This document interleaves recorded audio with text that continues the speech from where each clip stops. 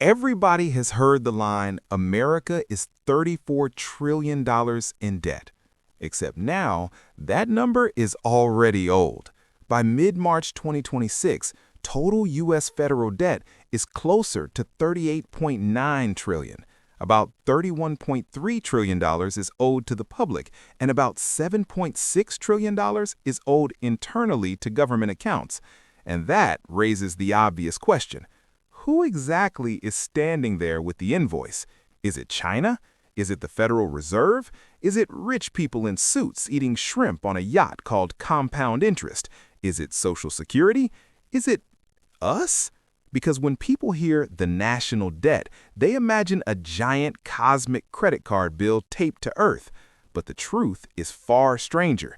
This is not one debt. It is a maze of promises, a stack of IOUs, a financial spiderweb stretching from pension funds to foreign central banks, from grandma's savings bond to the Social Security Trust Fund, from Wall Street to the Federal Reserve itself.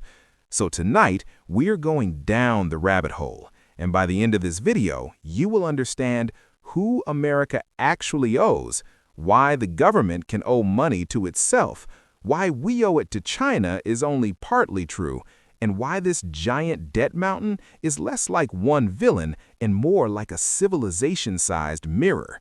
Let's begin. The number that makes everyone choke. First, let's clean up the number. People still say $34 trillion because that was the headline number for a while, but debt moves fast enough to make your favorite financial guru video age like milk in the Sahara. The Treasury's daily data shows that by March 2026, federal debt is roughly $31.3 trillion in debt held by the public, $7.6 trillion in intragovernmental holdings, for a total around $38.9 trillion. Now here is the first plot twist. When most people say the national debt, they imagine America borrowing from outsiders. But that is only part of the story, because the debt is split into two giant kingdoms. Kingdom 1, debt held by the public. This is money owed to investors outside the federal government, individuals, corporations, state and local governments, mutual and pension funds, banks, insurance firms, Federal Reserve banks, and foreign investors in governments. So who are the major tribes in this empire? 1. Domestic investors. This is the largest broad bucket overall. Think pension funds, mutual funds, banks, insurance firms, state and local governments, corporations and households.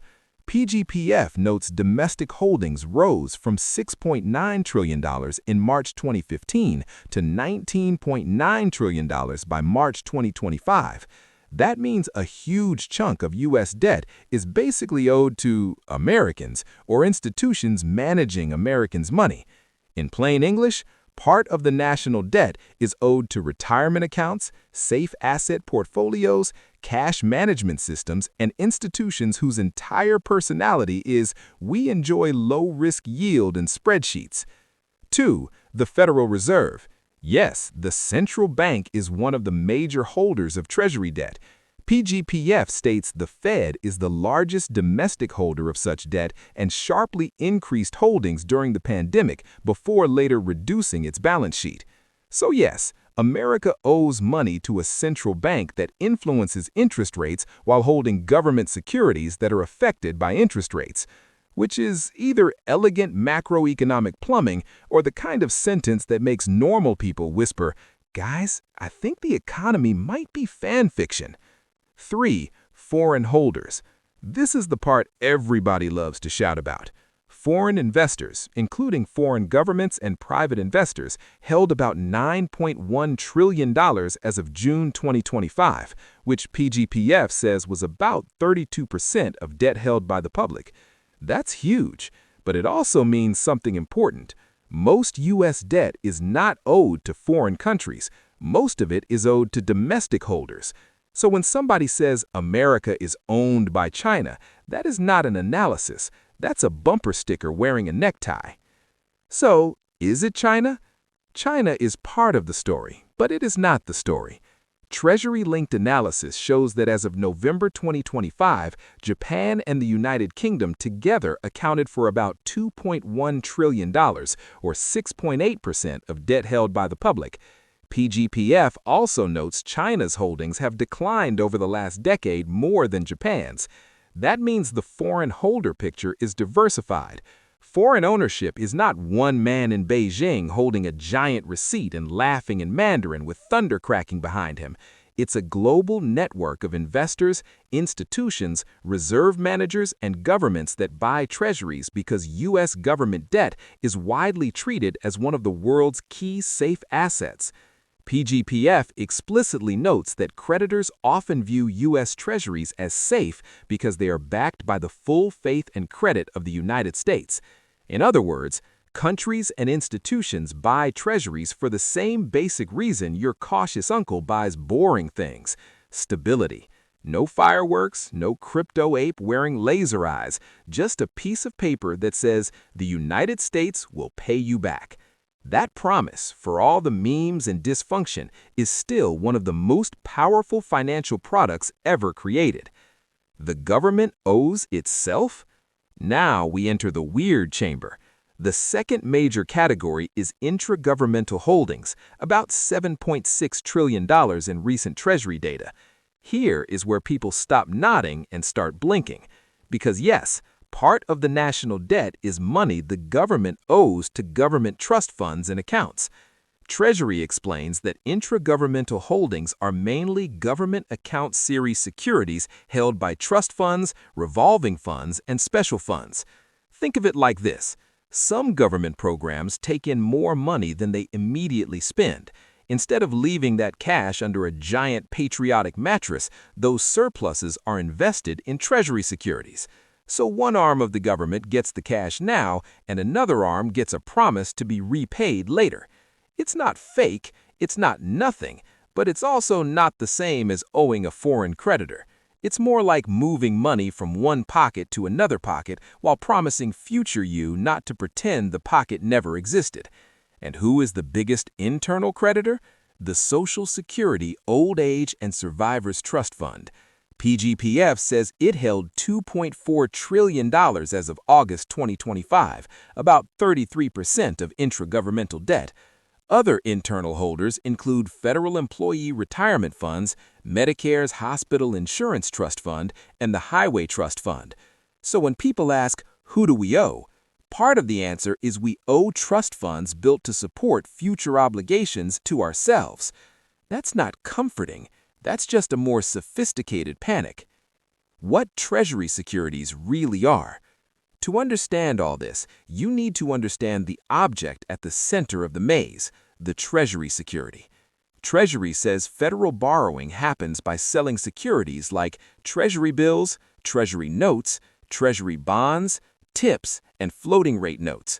A Treasury security is basically an IOU.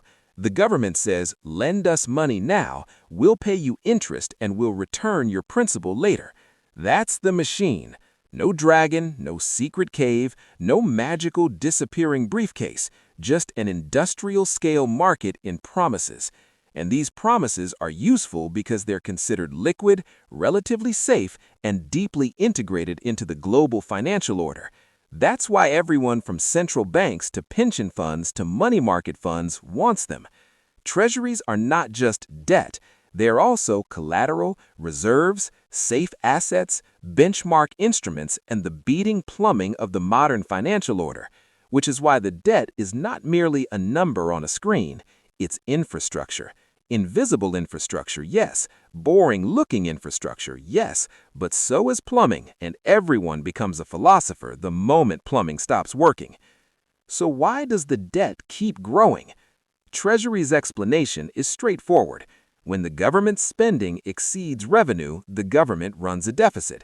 To cover that deficit, it borrows. The national debt is the accumulation of those deficits over time, plus associated interest owed to investors. That means the debt mountain is not one bad year. It's the fossil record of choices: wars, recessions, tax cuts, stimulus, entitlement promises, crises, and interest on prior borrowing.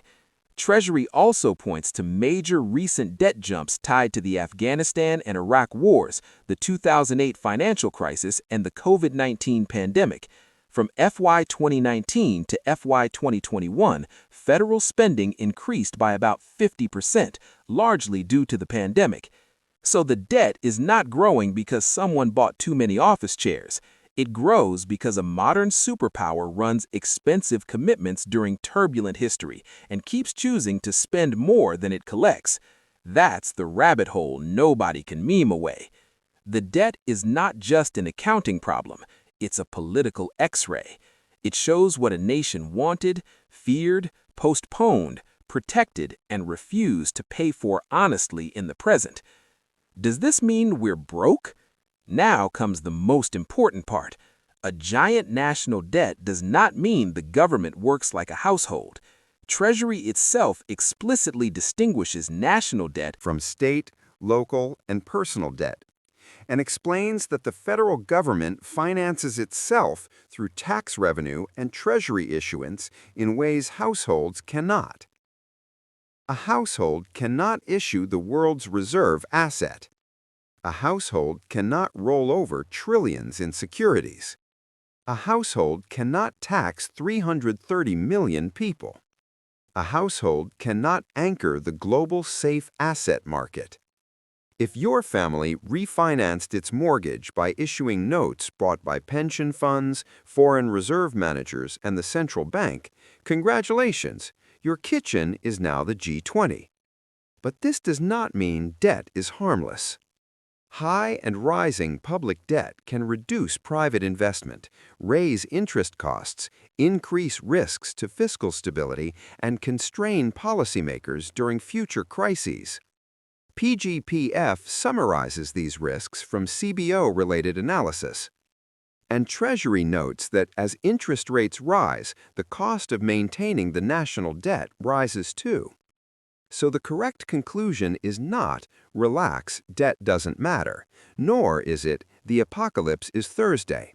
The real conclusion is, debt matters differently for a sovereign government than for a household, but it still matters, a lot.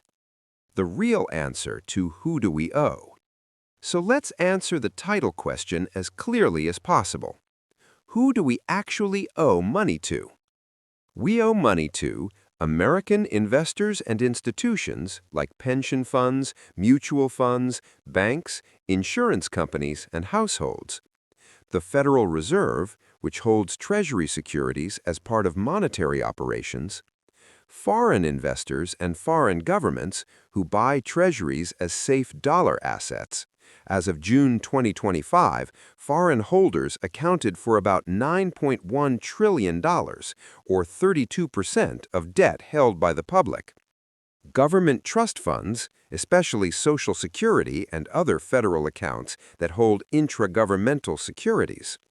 So the most honest summary is, America owes money to a giant mix of outsiders, insiders, allies, markets, institutions, future obligations, and itself. The debt is not one chain around America's neck. It is a network of claims inside the very architecture of the modern financial system. That is why the question is bigger than who owns us. The better question is, what kind of civilization needs this much debt to keep functioning? Now that is where the rabbit hole becomes a canyon. The deeper rabbit hole. Because once you understand who is owed, the next terrifyingly beautiful question appears. Why does the whole world keep agreeing to this arrangement? Why do investors keep lending? Why do foreign governments keep buying? Why does the system keep rolling forward? The answer is because U.S. Treasuries are not merely debt instruments. They are the scaffolding of confidence. They are where global capital hides during panic. They are what institutions use when they need safety, liquidity, and collateral. They are what the system treats as near sacred promises. Which means America's debt is not just a liability. It is also, bizarrely, one of the world's favorite assets. That is the paradox. One side's debt is the other side's safe investment. One side's burden is the other side's reserve. One side's national anxiety is the other side's conservative portfolio allocation. That is why the debt story is so misunderstood. People hear debt and think failure. But in sovereign finance, debt can also mean power, demand, trust, necessity, liquidity, and accumulated promises. Of course, none of that cancels the risk. It just means the beast is more complicated than a headline. Much more. So who do we owe? Not just China, not just the Fed, not just some secret cabal in a marble bunker. We owe investors, pensioners, institutions, foreign buyers, trust funds, and, in a strange sense, our own future. The national debt is not a monster hiding outside the house. It is a ledger written inside the house, in our politics, our priorities, our promises, our wars, our emergencies, our retirements, our interest rates, and our refusal to live within easy slogans. And that is why this number matters. Because when you ask, who do we owe, you are really asking, what have we built? A miracle? A machine? A time-shifted promise? A slow-motion fiscal trap? A global safe asset empire held together by confidence and habit? Maybe all of the above. And that's the story behind the trillions. If this video changed the way you see the national debt, type "follow the money" in the comments. And for the next video, we can go even deeper. How can the government owe money to itself? And what happens if those trust funds need cash? Subscribe, because the rabbit hole does not end here. It has interest.